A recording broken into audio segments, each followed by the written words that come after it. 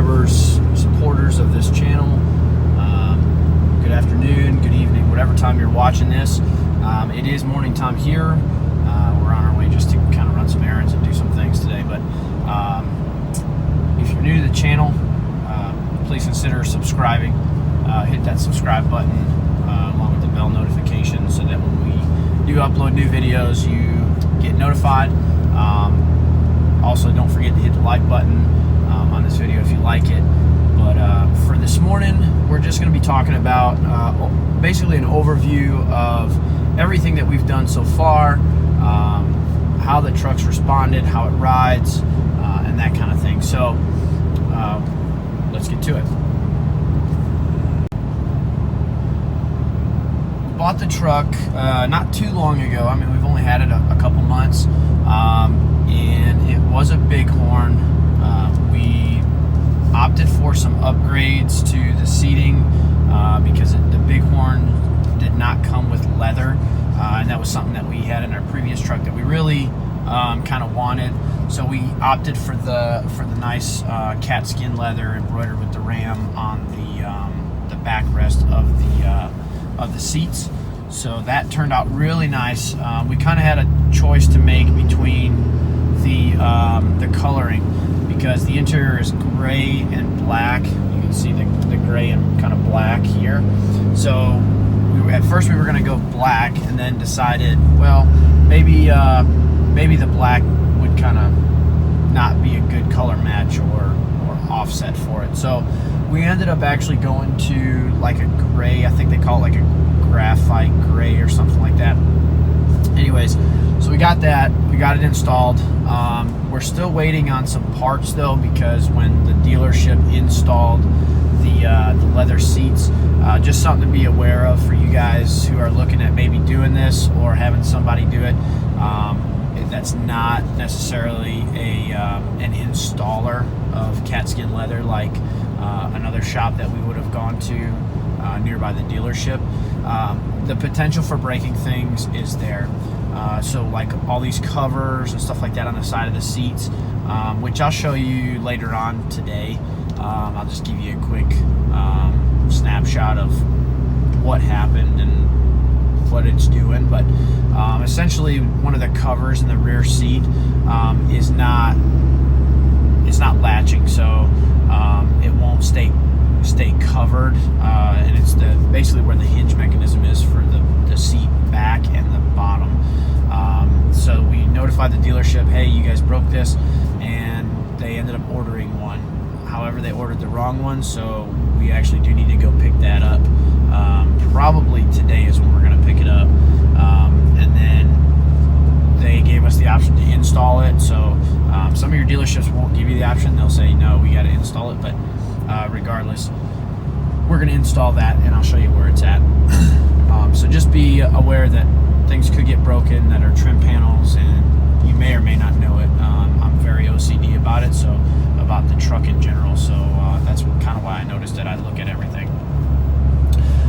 The next thing that we ended up doing was getting some side steps.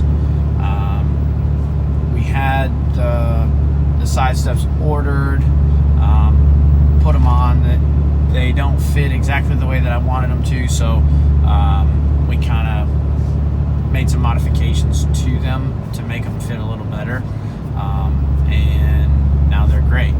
They're the NFAB steps. I'll show you guys those a little bit later as well. And then, like, as soon as we're out of the truck, I'll give you a quick snapshot of them. But they look great. I kind of wanted them to be able to protect the rocker panels. We do still have some more mods to do to the truck as far as protection for the rocker panels, the fender flares, and all that stuff. But we'll be getting to that soon, I'm sure. The next thing that we ended up doing was installing the aftermarket wheels and tires that we have. Not the current ones, the current rims, but not the current tires. We had some Maturo Trailblade XTs, 33 by 12.5 R20s.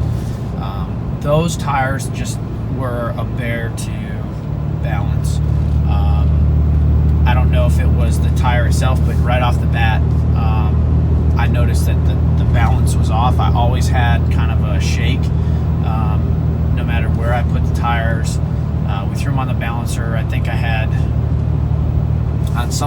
we had upwards of 16 ounces to balance them, and I really didn't like that, but they were already mounted. They came from a shop that I no longer will do business with, just because the wear of them was not what was said to be true, and the tire company, so Aturo actually said that they would warranty it, but the company I got them from wouldn't do the warranty paperwork because there was no record of an actual shop performing the work as far as tire rotations and stuff like that, even though I had the paperwork showing when I rotated them and stuff as like an independent person or shop. So just be aware of that. If you go to do your own rotations and stuff, you may get some kickback just because an actual shop doesn't do it. So we basically were looking at maybe opting for some balancing beads. Balance beads are great. I've seen them in action and they work really well. However, I talked to a couple shops, Custom Offsets being one of them, and they recommended using bags or balancing beads in a 37-inch or higher profile tire or higher diameter tire. So we opted with these new Cooper AT3 XLTs. They're 35 by 12.5 R20s on the Fuel D588 rims. We opted to go along with what their recommendation was, and we ended up basically just balancing them traditionally, and we did not do a static balance. So these tires are extremely quiet. If you go to our Instagram feed, you'll see where I post a decibel meter that I took in the truck with me, just to see how quiet they actually were when the truck did not have all the exhaust on it and everything. I'm sure now it would be louder, but the tires themselves are very, very quiet. They ride nice. I don't have any complaints about them. They're supposed to be a 55 or 60,000 mile tire from what Cooper says. So we're gonna check it, test the mileage out, and see how they go. But so far, I'm really happy with them. The next item that we ended up doing after that was, I believe, the programmer and the gauge install. So we didn't necessarily install the gauge. You can see that the gauge isn't working. It's just a back pressure gauge. But we didn't hook that one up yet just because we've been running kind of short on time and we're really kind of busy. So we'll get to hooking that up here in the next couple videos. But we got the programmer all hooked up. It's pre-wired in. I showed you guys in the previous video kind of where we ran the wires and what things we're going to try to change.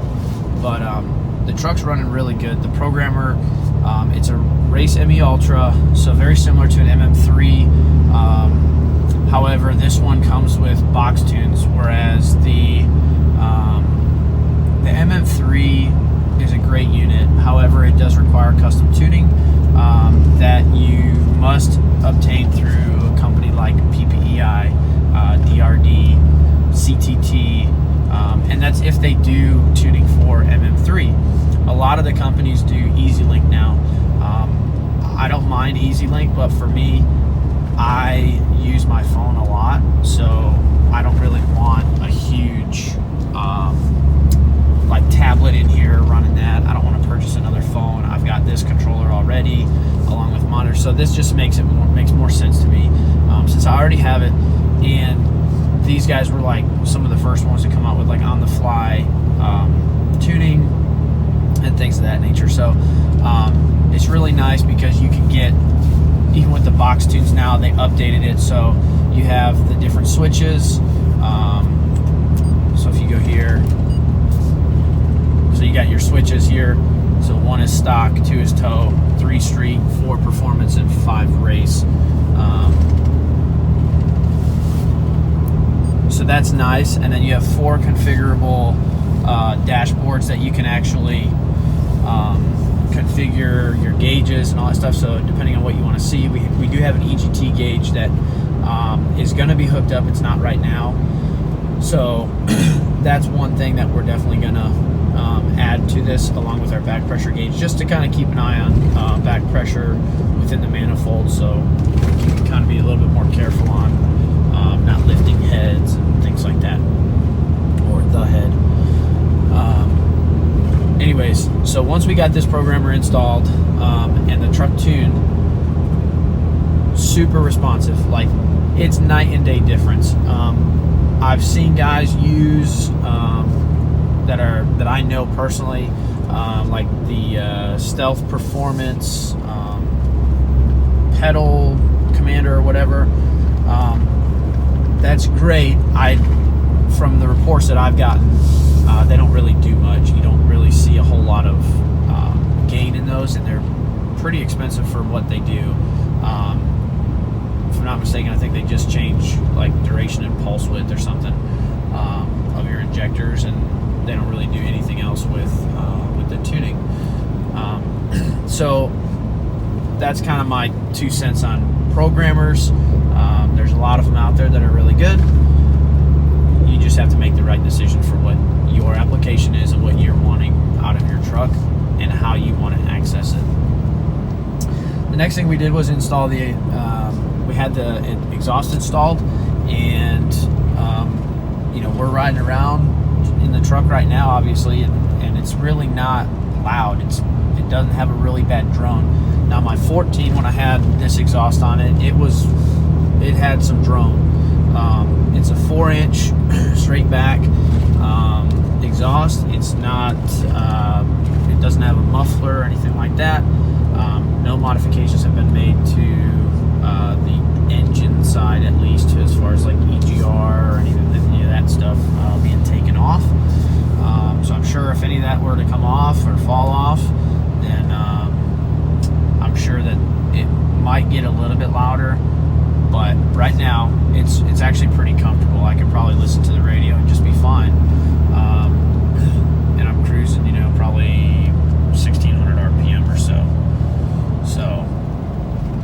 But other than that, I'm really happy with it. The G56 transmission, it does great. We got about 4,500 miles on the truck now, and it performs really well. Especially with the box tune right now, we're just running the 30 horsepower quick spool, max timing of 23 degrees, rail pressure's at 1850 max bar. So I'm happy with it overall. It performs well, and we'll see what the actual fuel mileage is. I normally don't go by the average fuel mileage up here on the dash, just because that can tend to be kind of skewed. So we try to hand calculate that stuff when we fill up. I haven't done that recently, but it always changes, and this is the first real drive since I've had the programmer on it.